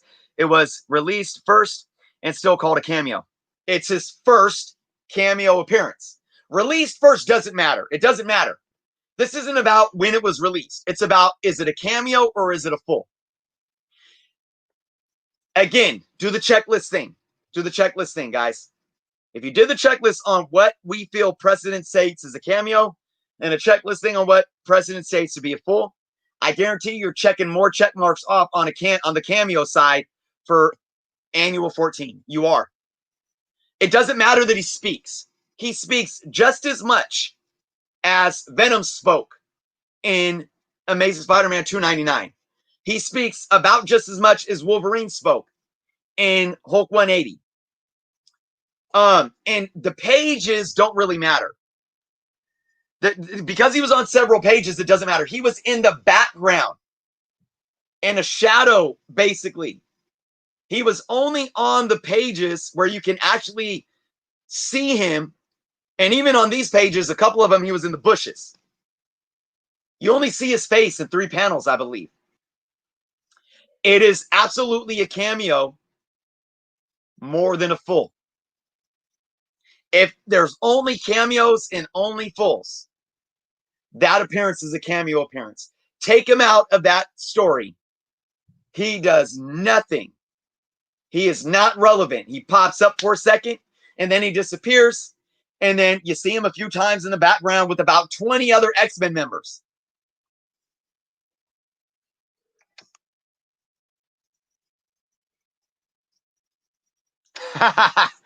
It came from the Nerd Cave. Says, all I know is I don't want Chris on my ass or anything.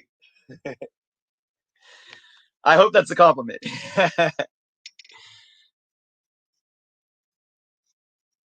Kid Collector said he can't contain all the information. He's going to have to keep taking notes. Gloom Bloom says, I think CGC and Key Collector coming together to try to shut you down, bro. Really? Nah, I don't know. Look, man, and look, I'm not here to make enemies. I am not here to make enemies. I am here to empower everyone involved and better this industry. It's just like when I was working with reinstating youth basketball. I wasn't trying to point fingers and say the city are bad people or the school district's bad people. Shame on you. It's like, look, this is I don't accept this. We shouldn't accept this. We need to do better for our kids. So let's sit down at a table and figure out how we can do that.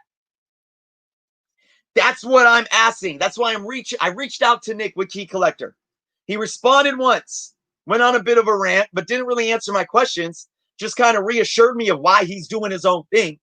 And then I said, I appreciate you reaching out to me. Can you please answer these 4 questions? And I never heard back from him. And then he goes on Instagram addressing one of the questions that I asked and says, what do you guys think? But didn't really answer it himself. I'm not trying to make I bit my tongue. Sorry, guys. I'm disappointed in the fact that he cut communication off. But that's why I'm trying to communicate with him and with CGC and CBCS and Cover Price and Overstreet and Marvel and the authors and the artists and the editors, because I'm trying to get everyone at the table. We need to sit down at the table and have a discussion. I want to better this industry. I want to better this hobby. I am not here to make enemies. I'm not here to make, and you know, I know a lot of people take to YouTube and they get their following based on divisiveness. And I know some people probably watch my channel and thumbs me down because they think that that's what I'm doing. I'm being divisive. I'm just drama, and I'm just trying to, you know, blackball people for clicks and baits. Absolutely not. 100% no. I want to work with Key Collector. I want to work with CBCS and CGC. I want to work with everyone in the industry to where we can sit down and figure this out to better this industry. And that is the God honest truth.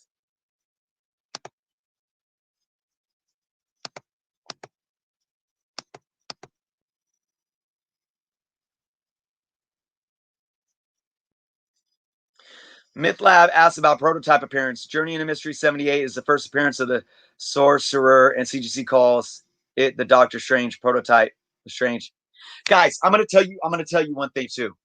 And look, I've even said it before. Carol Danvers' first appearance is borderline cameo, but it's considered a first appearance. When I say that this issue, this subject is going to be, when I'm putting together my my project that's going to be documentary slash. I mean, I could probably write a novel at this point with it too. I am going to have my own database of these situations. Guys, I'm already doing my research. You should see my my Word files and my Excel files that I'm getting together because I'm collecting data, and I'm going to have all the inconsistencies. I'm going to use so many documented appearances, first appearances, and what are coin cameos, what are coin full, this is, I'm telling you, this is why this is going to take months, maybe even a couple of years. You know, you guys know when authors are writing books, or when documentary film producers are working on documentaries, it takes time. It takes years. But I promise, guys, I will not rest. So all these different issues where CGC is labeled this and labeled it that, and there's inconsistencies here, I will have all of the facts and data on my plate, ready to just boom, drop it, to drop the bricks on the industry and let it be known.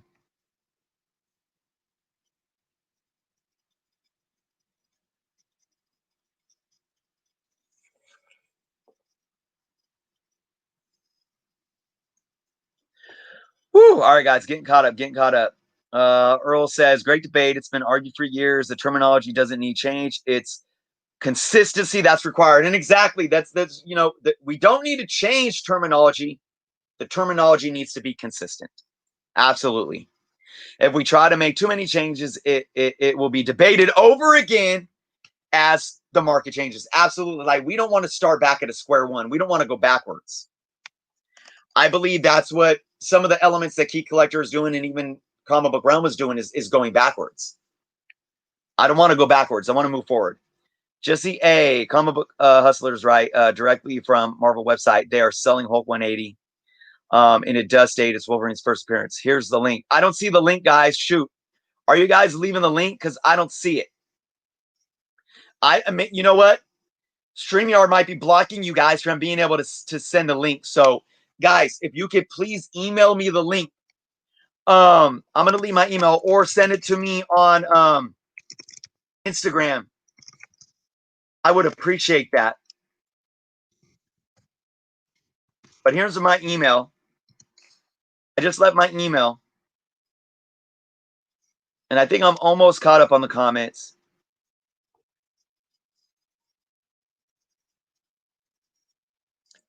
Mike Sinistro, what's going on?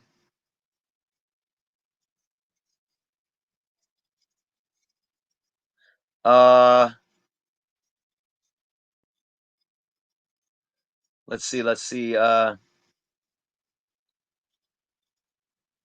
Collective Chaos addresses a prototype.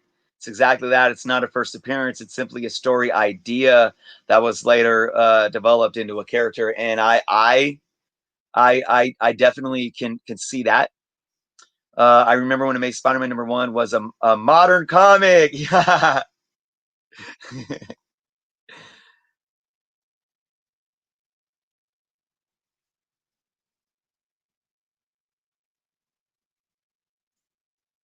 Strange Blade again. You say a minor first full. I think it's convoluted. I think it's too much. Minor first full. It kind of it contradicts itself. It's almost a conundrum.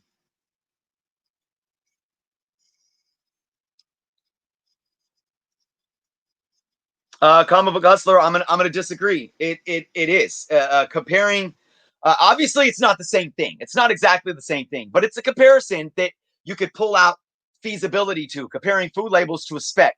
They're labels. They're labels, and we want to know. Labels are there for a reason. They're there to educate us. They're there to let us know what this product is. You could say when you go into a T-Mobile or a Verizon store, they have spec labels right there. Do you want to have to pull your phone out to find all that and do your own research? Or do you want the labels there? So I'm going to, again, humbly disagree with you. Yeah, it's not exactly the same thing. But if I go to a comic book store on New Comic Book Day, or I just go to a comic book store on whatever day, I don't want to have to spend hours trying to find the labels of these books, when labels are there for a reason in the first place. It's just like going to a grocery store and trying to find the labels of the contents of what's in a box of macaroni. We should always be willing to do our due diligence, but labels are there to educate us and inform us, and those labels should be consistent.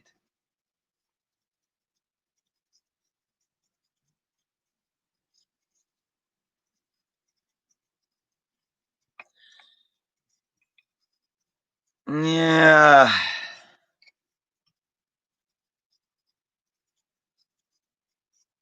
Comic Book Hustler, I think we're just going to I think we're bringing in two different issues here. And I just think at this point, I want to leave one out. You're talking about how the app is just made to make people money. I kind of disagree there as well. That's a whole nother conversation. I think you might be kind of looking too deep into what I'm trying to say here. Because you do say you agree with the labels, but your statement on the research reflects. I think we're kind of butting heads, because I'm seeing these as two separate things right now. Because like I said, I think I agree with you. I am an advocate for doing your research, and doing your research from more than one source. I've said that many times today. But yeah. Asked, hey, what's going on?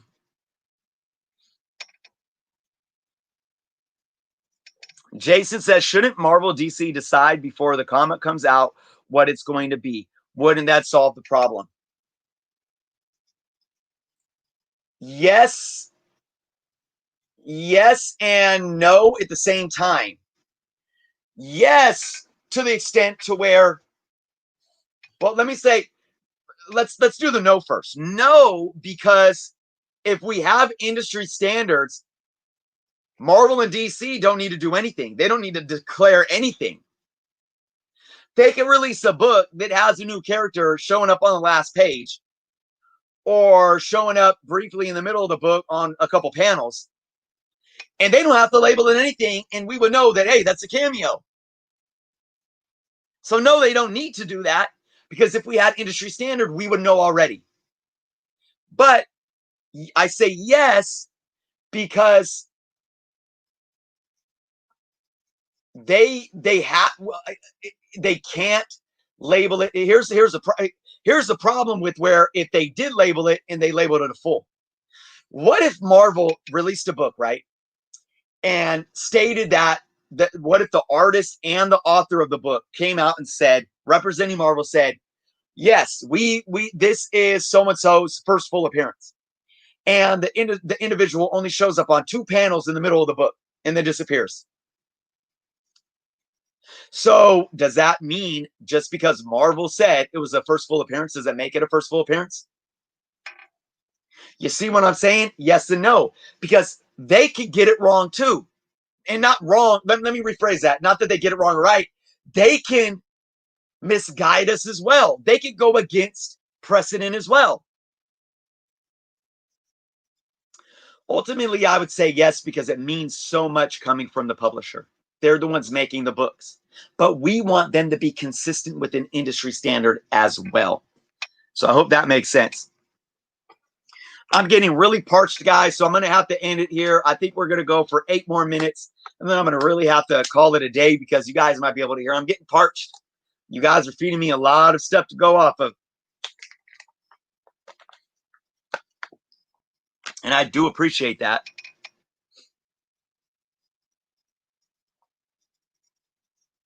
And again, Comic Book Hustler, I do agree. You say it really comes down to industry standard.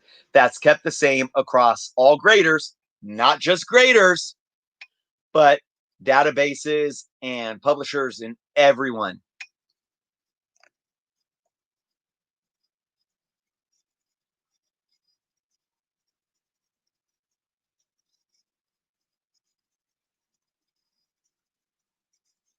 Let's see. Tim Marshall said something here. Tim Marshall. CGC is the real comic hustler money. You can't argue there. CGC's hustling. They're hustling. Whether, I don't know. I don't want to read into that comment too much, whether you believe their hustle is legit or not. But yeah, CGC's hustling. Mega Road again. Mega Road says, how can we have labels if we can't agree on terms and definition? It's just like politics. We could disagree on what we believe should be law or not law. You may believe that you could get behind a car, and this is probably, I hope nobody believes this, but you may believe that you can have 5 drinks and still be okay to get behind the wheel of a car. But it's against the law, whether you agree or not. You may believe that you have the right to graffiti on the side of a building because it's art, but it's against the law. It's basically meaning that we need foundation in concrete law of the labels set by the industry. And that means no matter if we agree with them or not, that's what they are. And I've said that. I don't agree. I wish the term cameo was never brought up, but it is what it is. I don't agree with the new playoff 16-team playoff model that they're doing for Major League Baseball this year. But just because I disagree with it, it doesn't mean that it's not official. So does that make sense, Mega Road? It doesn't matter what we agree on or disagree on if it's set in stone and it's industry standard. And that's what we need. Kid Collector says, when's the merch coming? Yes, it's definitely something I'm looking into. I set a goal to where I want to be able to have merch available when I hit 3,000 subscribers. So I have a lot. Let me get back. I'm going to wrap this video up, guys. For those that are still here, stick around. I'm going to wrap it up in a few minutes. I'm going to get to a few more questions, but I have a little announcement that I want to make about the channel before I get out of here. So give me about 4 more minutes to get through some more questions. And then I'm going to make an announcement. And then, I'll say good afternoon and evening to you all. So let's see. Brick Hunter, Strange Blade.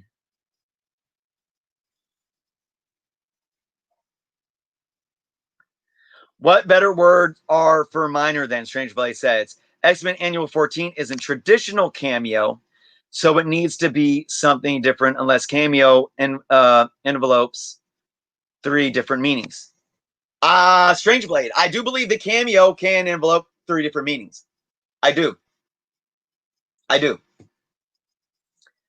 do believe that we don't need to constrict a Cameo to 3 or 4 panels, period.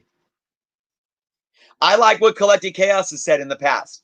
If you could take it out and it doesn't impact the story, it's a Cameo. You can absolutely look, honestly, I think Venom's impact at the end of 299 is more impactful than Cameo showing up in the middle of Annual 14.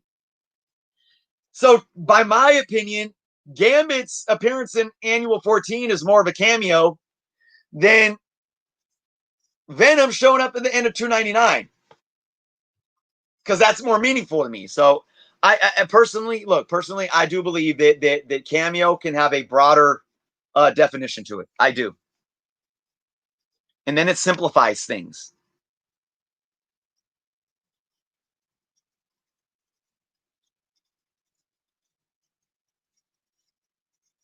And then Collected Chaos does say, now that I think about it, a minor appearance could be story affecting, whereas a cameo doesn't.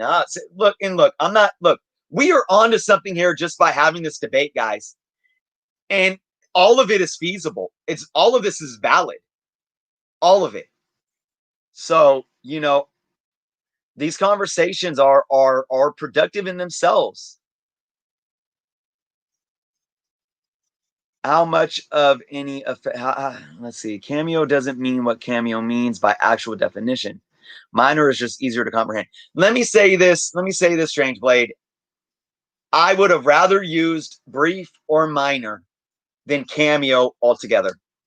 I would use brief or minor for Annual 14, for Gambit, for ASM 299, for Hulk 180. I would rather use brief or minor before cameo. I would. But ultimately, cameo's here and it's sticking. If a minor effect story, wouldn't it just be a full? I agree. See, and that's where it's like, we can't convolute the waters here. Now we're getting too, it's getting too complicated, right? If it affects story and, and we might be able to go look at Marvel Superheroes number 12, right? First appearance of Carol Danvers. I'm wondering if even though Carol Danvers is only like on 4 pages, I'm wondering if it really affects the story. Does it really add something to the story that's meaningful? And even though it may seem minor because she wasn't on every 22 pages of the book or whatever, does it really affect the story? So that's why I think if it affects the story, it should be called a full appearance. And then again, when I'm collecting my data, guys, I'm going to look at all of this data and see how many full appearances, how many first appearances are really affect the story. How many cameo appearances that are coined cameo affect the story, and vice versa.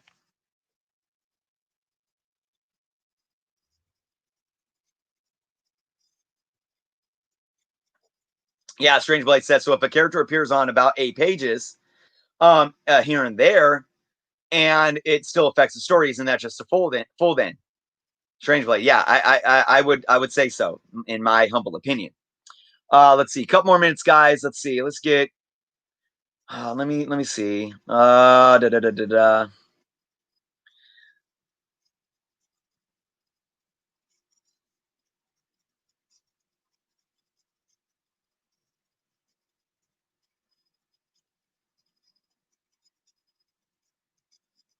Jason said he's learned a lot tonight, coming all the way from the UK. Appreciate that. Yeah, and I really appreciate all the feedback, guys. And look, I'll say this, and then I'll close out with what I wanted to say to you guys about my channel. I'll say this and close, man.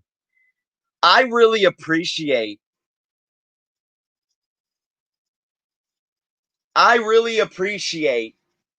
everyone's communication today. Look, we had a dialogue where we put our opinions out there, and we agreed and we disagreed, and we challenged each other's perspectives. You guys challenged my perspectives today, absolutely, and we did it in a fun way. We did it in a fun way where nobody was like getting mad or name calling or being ignorant, right? I love that. I appreciate that. So thank you guys so much. All right, guys, before I leave, let me get one more sip of water, and then I want to go into a couple of things about my channel before we head out today. And I hope you guys will stick around for this. It's only going to be a few minutes. All right, so first off, like I said in the beginning of this live stream, we hit 2,500 subs yesterday, and I want to thank you all again so much. Every single one of you. I hope that you guys know that I do this for all of you. And I'm not just here for you guys. You guys are here for me. And I mean that. And I appreciate that so much. It's been a journey. And I don't know what I would do without this channel, without all of you. I mean that from the bottom of my heart. I love reading through your comments. I love communicating with you guys. I love doing these streams and having these discussions. It's a lot of work. It's a lot of work. And the more subscribers I get, the harder the work becomes. But I'm here. This is the grind, and I'm willing to do it. So some updates that can help this channel get better for myself and for you guys. A few things. Kid Collector brought up merchandise. I am shooting to have some merchandise available by 3,000 subscribers. So if you guys are still watching, you aren't subscribed, please do so. Okay. To tell your friends, share some videos.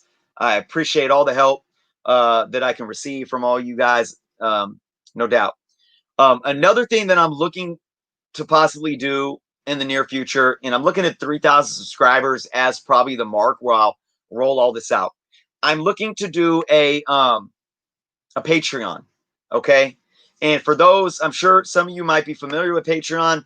Maybe some of you aren't familiar with Patreon, but what Patreon is it's a service. It's its own website and app service to where you can subscribe to that service at a premium price, okay? So, it could be anywhere from $1 a month to $5 a month to $20 a month.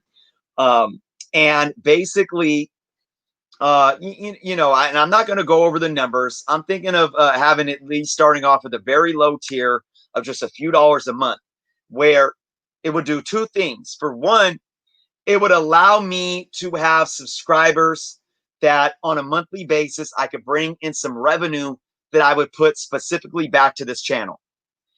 And 100% of everything I would earn from my Patreon would go back into this channel. Just like right now, everything that I earn from YouTube goes back into my channel. Whether that's upgrading my webcam. I upgraded my webcam a few months ago, and I plan on upgrading it again, at least in the next couple of months. So that's going to be a good thing. I'm probably going to upgrade my lighting on my next paycheck, which I should get here from YouTube in about a week. So I know lighting is key. I want to upgrade that for you guys. Sometimes I use my YouTube money to buy a comic book that I could come and show off with you guys. Hey, it helps the channel. It helps me produce content, right? So the same thing will go with the Patreon. And what I would also do is I would also release probably at least one monthly video where I would take suggestions to say, what do you guys want me to do a video of this month? And you guys would have private exclusive access to it. And you guys can do what I could do a poll, and whatever gets the most votes of that type of video, I will do it. So say you want, what is like the best Silver Age Marvel comic book right now that you would invest in, and that gets the most votes or something. I would do that video and release it just for my Patreon subscribers, something like that, right? And then, I could look into having certain types of giveaways for Patreon subscribers and things like that. There's a lot of elements that could allow it to be fun for the subscribers, and a lot of ways that it would come back and impact my channel and help my channel continue to grow and be better and a better service to you guys. So I just wanted to make that be known. I'm thinking about a lot of different things, guys. I really want to do merch. For those that don't know, I ran a merchandising department for a lot of musicians. And I also created my own clothing line for a couple years. So I have a lot of ideas in terms of merch that I could do for the channel. And then even if I start selling merch, all those proceeds would go back into my channel one way or the other. So lots of good things on the horizon. Kid Collector, I appreciate the support. I appreciate you bringing that up. I could still see you guys are still going on about the Cameo versus Bull, man. I appreciate you, Man Bat. Anything I'm on the hunt for right now? I recently just got my kind of a grail that I've been looking for, which is the Strange Tales 158, first appearance of the Living Tribunal. So I got that one, and right now, I gotta save up a little money. I just been doing some run fillers for the most part. Nothing key, honestly. Yeah, I want to continue to fill out some of my earlier Thors. And then I'm always looking to fill out earlier Spider-Mans. I mean, I have a complete Spider-Man run from like 122 on. So I'm looking to get some Silver Age run fillers, but those are always pricey, even in lower grades. So yeah. But right on, guys. Hey, look, thank you guys so much. If you haven't watched my video that I released earlier today, go check that out, and please leave some comments there, guys.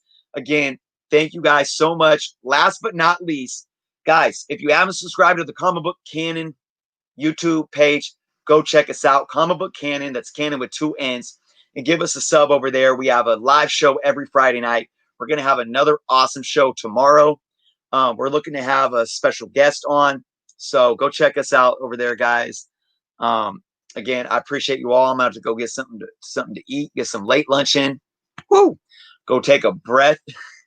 You guys tired me out today. You guys worked me.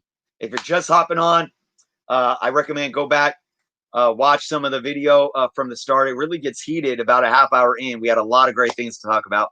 Watch the video that I posted earlier today. Thank you all so much. Hopefully, I'll see you all tomorrow night, 6 p.m. Pacific time, 9 p.m. Eastern, over on our Comic Book Canon YouTube for an amazing show. Be safe. Be well, guys. Keep collecting. Be good to each other and be good to yourselves. Thank you again, and until next time. Peace.